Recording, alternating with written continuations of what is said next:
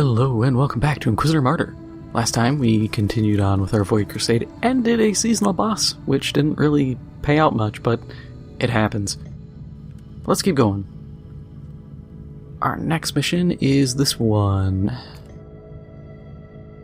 Man, it sucks we already have to avoid putting any challenges on these.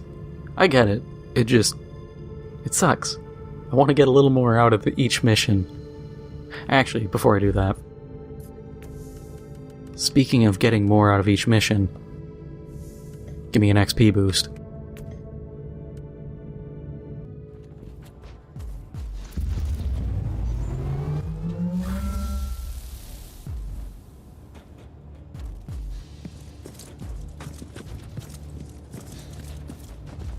So remember how, like, end of last year, we were starting to get a lot of layoffs? Yeah, it happened again. Like, I gotta pull up the list here. We had Blizzard get hit with a bunch of layoffs, which it was Blizzard, Bethesda, a bunch of stuff under Microsoft. So Activision got hit. Because I think High Noon got hit. It was a lot. It was close to like 2,000 people, I think. Eidos got laid off by Embracer, and they laid off around 100 staff and canceled an upcoming Deus Ex game. Which, Deus Ex fans, I'm sorry. Like, damn. As a fellow fan of a franchise that just can never catch a break, I feel ya. It sucks. And like, I like Deus Ex. I was never super big into it because I didn't play the early games. So I never understood like the depth of love people had for it, but I understood like they were good. But so, I saw that and I was like, oh, well, shit, this sucks. Not again. But Riot had some layoffs. People Can Fly, Artificer, which Artificer did Showgunners, which was like a XCOM-ish cyberpunk game where you're competing on a game show. It was actually really cool. Which is a shame, I wanted a sequel. Also, part of their soundtrack was absolutely a banger. Can I remember which song it was? No, it was one of the combat ones, and it was well done. Airship Syndicate, the guys behind Wayfarers. If you don't remember that game, I don't blame you. It was a cool idea, bad execution, personally, and they had a really, really bad launch. Which is a shame, because it sucks when games kind of get screwed in that aspect. There was that. There was... Did I say People Can Fly? The guys who did Outriders, because they got hit. Black Forest Games. And there was a lot more. It's bad. Granted, a big thing, I think... There's a few reasons I think these layoffs are happening. Part, the economy. It's rough. And it always ends up with people getting cut. Second is, this is something we've seen across tech, especially in the games journalism field. The free money ran out.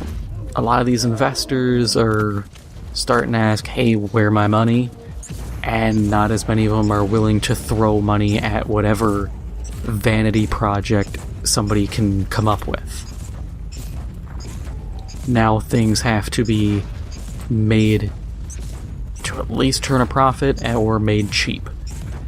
And a lot of these studios, they hired a ton of people, bloating more or less a lot of positions. So people getting cut, it sucks. It's sad because it's a job and that's someone's livelihood, but it's also for the best. I genuinely think this is for the best. For one reason. Well, one example.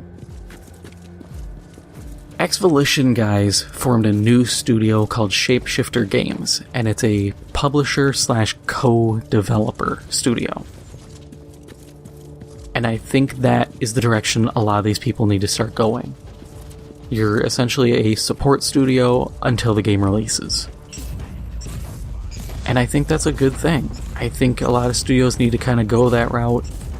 People need to learn to start making these games cheaper.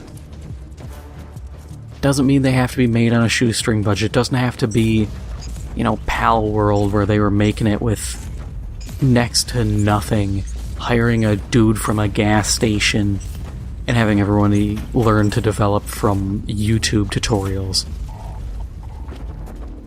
But, make things a little cheaper. And not everything needs to be a live service, like we had discussed last episode. Some good games just launched and it was like, yeah, that's it. Maybe we'll have an expansion later. That's all. Doesn't need to be seasons and battle passes and all that, which actually, I think I'd mentioned it before, but Halo Infinite had shifted towards updates instead of seasons. I don't think that's bad. For that current game, yeah, it kind of shows they're winding down, but for general development, it lets you put things out at a pace that you are able to maintain. Or when stuff is ready, instead of going, oh god, we need content now, make whatever, slap something together.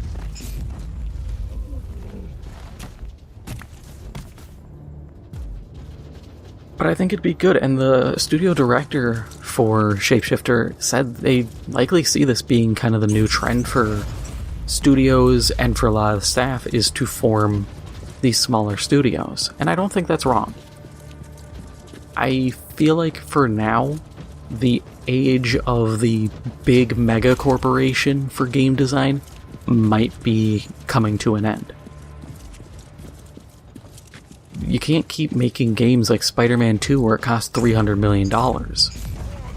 That's just not sustainable. There's been talk of GTA costing like $2 billion or something. That game, that is not sustainable in the slightest. Even if you cut the budget in half, $1 billion on a game, you cut that in half again, $500 million on a game. That's still a lot. And I think a good part of it for some of these studios is bloat. I'd rather see more small studios put out smaller games, maybe not as graphically intensive, and that's it. Like, yeah, the games will be cheaper, that's fine. $70 blows. That's a hell of an ask. And I keep repeating myself with some of this, but it ties into everything. Sony did a study that said $70 price tag caused less sales than what they should be making because it prices people out. It was about, this is a quote pertaining more to minimum wage, but it was Thomas Sowell who said it, and the saying was, regarding minimum wage, it was anything above zero effectively prices people out and prices companies out. And the same can be said about games. Every dollar you charge likely pushes someone out, or a group of people out from paying. So by increasing the cost further and further, you are pushing away more and more people. And in this current era of live service games, it's a lot harder, because normally people pick up a game, play it for 2, 3, 4 months, and then they drop it. You get people like me who have been playing this game for like 5 years, and we're anomalies. Realistically, we're not really the majority. I play games for very long times because I like games like that. I don't care if it doesn't get new content every so often, I just care that there's a community. Which is why I'm a big advocate for as many community options and tools as possible, so that a community can linger as long as possible.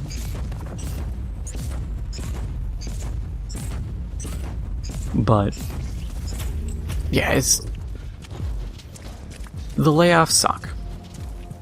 But I hope for the best. I hope this is... Take note of the time and day, folks, because this is me probably at my most optimistic you will ever encounter. I hope that this is the start of a return to the PS2, PS3 era.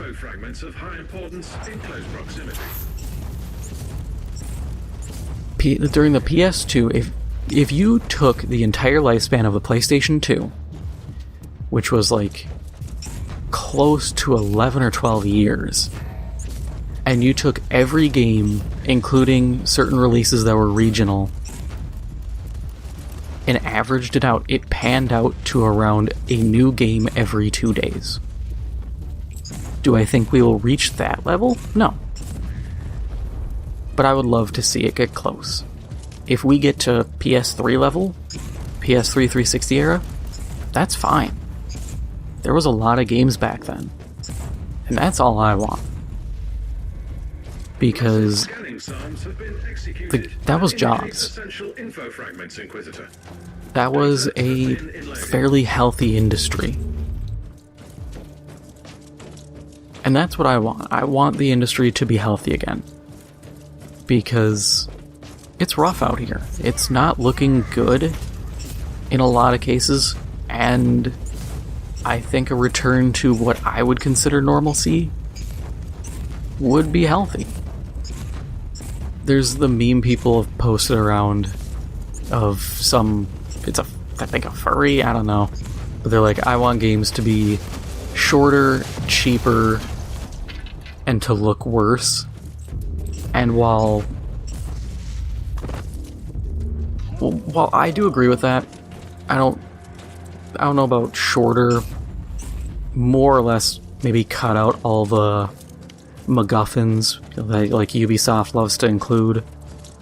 Hey, find every sea shanty, find every feather, find every chest, find every piece of this note.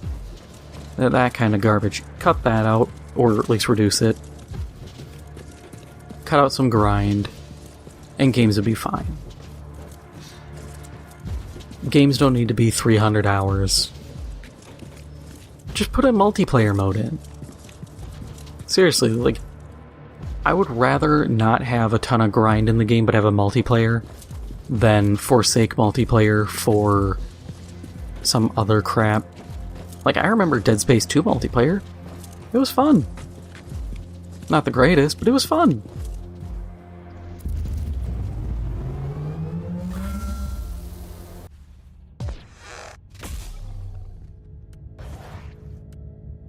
Yeah, it's a good point. See, this is what I was waiting for, like, last episode was the 4 pop-ups that barrage you. They're just like, hey, you got a thing, and here's another part of the thing, and here's the third thing.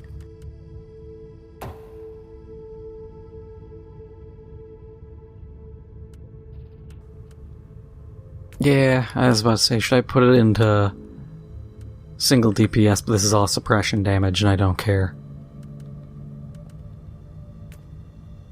I can maybe do area effect, because there is some value. I just don't know how much real value I'm getting out of it. We'll hold off. Hell, I might just go into the dot tree. At least I apply dots, so I know that's useful.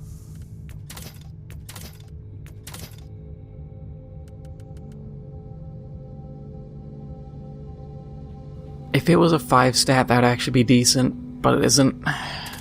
Shame.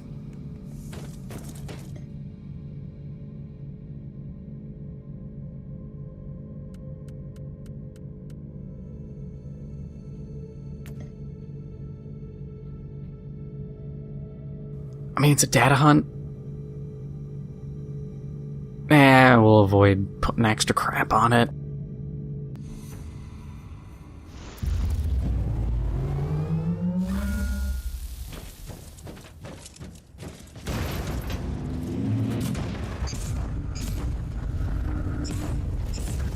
What is that? I've never seen this. Is that I don't know what it is. Probably like a pain amplifier or something. Euphoria dispenser.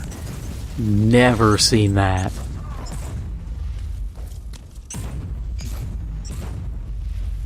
God, all this time and there's still crap in this game that they just never show or never really spawn in anywhere.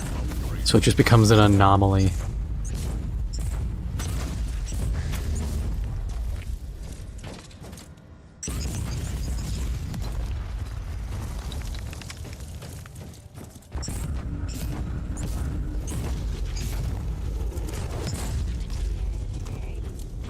But, yeah, I hope things pan out better. And admittedly, like we've seen in tech recently, some of this stuff is just trimming the fat. Granted, it also typically doesn't end up cutting the middle managers, your managers who manage managers kind of shtick. The people who really need to go because they don't typically do anything. But at least some trimming of the fat is good. And odds are some of these people, I bet, because I saw this recently with some tech companies cutting people, you'd get these people who did the TikTok day in a life kind of things, or like, oh, I showed up at work at like 11, I sat in the quiet cubby room, ate a artisan sandwich that's made in the cafeteria, watched some dudes play ping pong, went on my actual lunch, left at 3:30, went to a bar, and that was my day. I work so hard. And it's like, no you don't. You partake in adult, like, babysitting. This is daycare. So it's like, if those are the people getting cut, by all means drop them.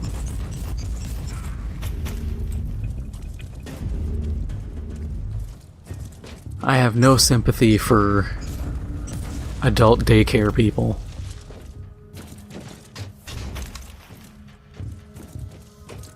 I look at it as those are the people who are making our games more expensive. But actually, I had completely lost track of what I was saying earlier when I was talking about economy playing into all of this. I think a part of it is it's also an election year, where in every election year people get real iffy about stuff. I know this because a buddy of mine, his family worked for a steel company, and we were talking about it one time years and years ago, and he had said, yeah, there's always the fear of rules changing for construction, so their sales would plummet in an election year. And I think that can kind of be applied to even the games industry and tech in general. People get spooked, people don't want to invest a lot because they don't know what's coming down the pipeline as easily. And especially now, where everybody's looking towards AI for stuff, and these attempts at trying to regulate AI, the Taylor Swift AI debacle, all this crap, studios are probably a little spooked. They want to keep running with their AI dreams, but they don't really want to risk having someone come into office and be like, nah, that's not happening.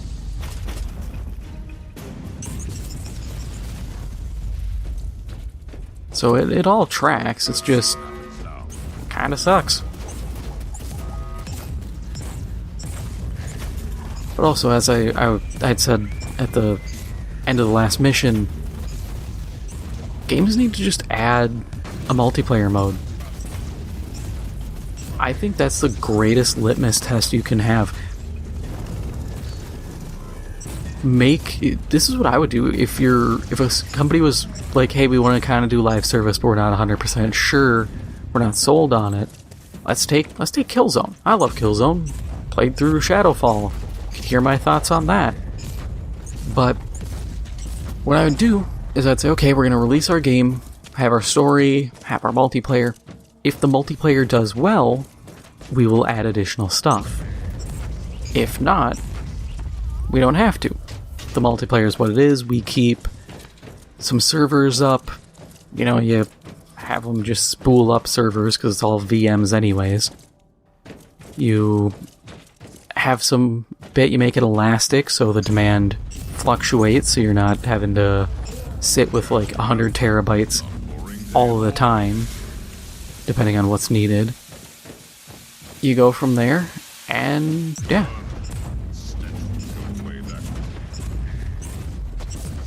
I think that's from a business perspective, that is the safest option.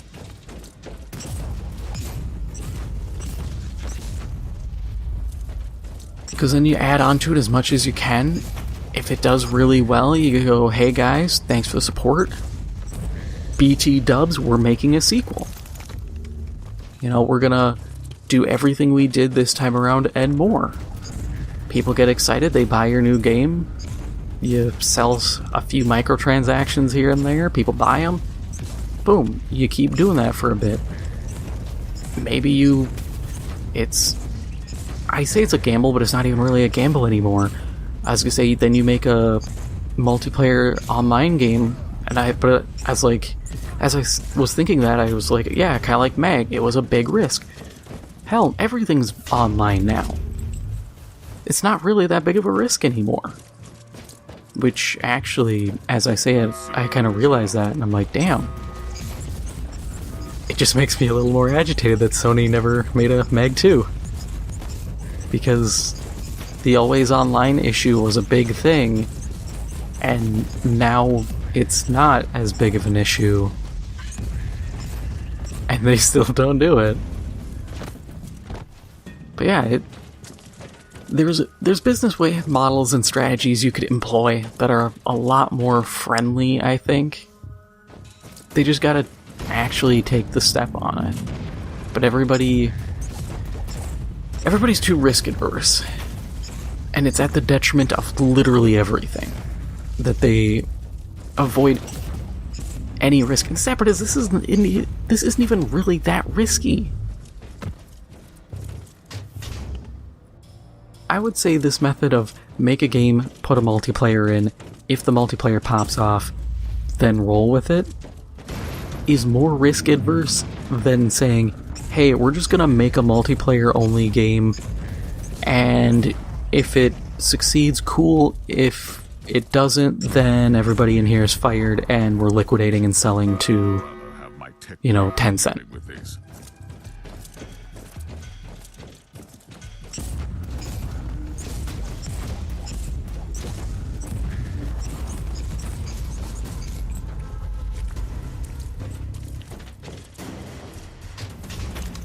No, man.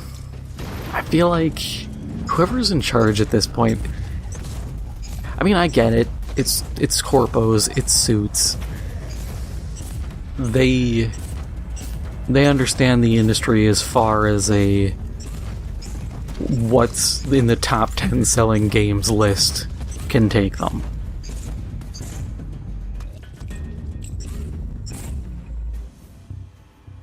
It's just kind of sad because we need visionaries again, and not people like Neil Druckmann. I had to laugh. So, he had showed up at some Hollywood thing, and like no one paid attention to him because he's a game guy at a movie thing. Like you're not a part of this. But then there's that, and then he showed off his new tattoo, and it's a hammer, and it's apparently from The Last of Us Part 2. It's Abby's hammer. And I was just like, okay, that's kind of stupid. Personally, I thought it was him hinting at joining the Hammer Skins. And I'm like, oh, so we're going that direction. Didn't know we're going into, like, 1980s neo-Nazis, but okay. But then it came out, it's like, oh, it's actually from The Last of Us. And I was like, oh. I mean, good on you. You didn't join Hammerskins, but also your tattoo is cringe. And I know cringe tattoos. I saw a guy who had a Grim Reaper dual-wielding revolvers and a banner underneath it that said, "Suck my balls." The funny part about that story is the guy right after, because it was a friend of mine who was doing an ethnography on tattoo artists. And he had talked to the guy, and he showed me the picture of the tattoo, because when he told me about it, I didn't believe it. But he goes, yeah, the funny part was the tattoo artist. Right after the guy got the tattoo, the guy turned to the artist and goes, "Man, what's my mom gonna think of this?" I'm like, you had this thought afterwards? Like, yeah, you can always ask yourself, hey, what's my family gonna think of whatever tattoo I get? But this is one that's very obvious what they're gonna think. No mom is going to look at a tattoo of a Grim Reaper dual-wielding revolvers with a banner saying "Suck my balls" under it and go, "That's the coolest shit ever. Who did it? I want one." No one. It's insane. Also, the tattoo that's kind of trashy. It's just like those terrible memes where it's the Grim Reaper holding a revolver. It's like those silkscreen t-shirts.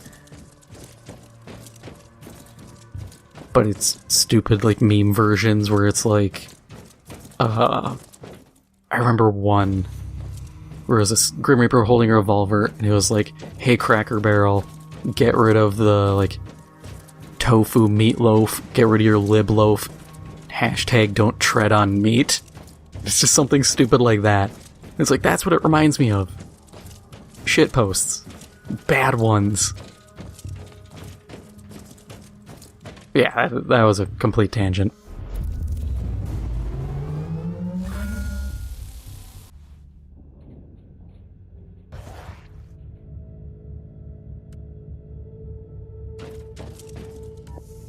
Getting a little closer to another boss fight, hopefully something good. I don't know what, but something.